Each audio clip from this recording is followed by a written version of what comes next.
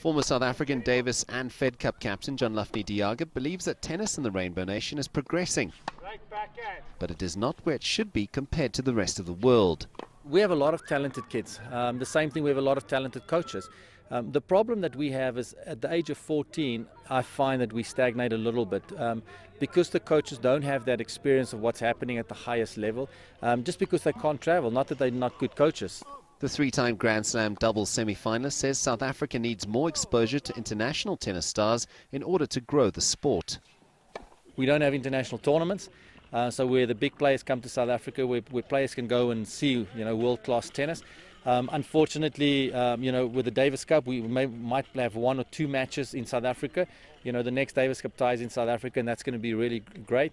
Kevin is obviously doing well, but after Kevin and Raven is good in the doubles, but after that, we don't really have anybody that's playing on the international circuit. De Jager maintains that steps need to take place in order to give the talented players in South Africa the best opportunity to make it as professionals. We have to get structures in place where we can give the juniors an opportunity to the best players play against each other, travel.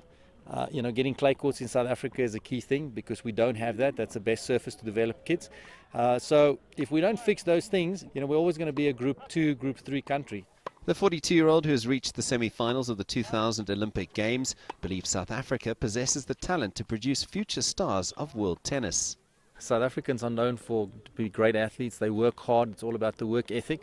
So everything is here. We just now have to, nurture it. But also at the end of the day, it's about, who wants it the most. I mean, if you're good enough and you work hard and you put your mind to something, anything is possible.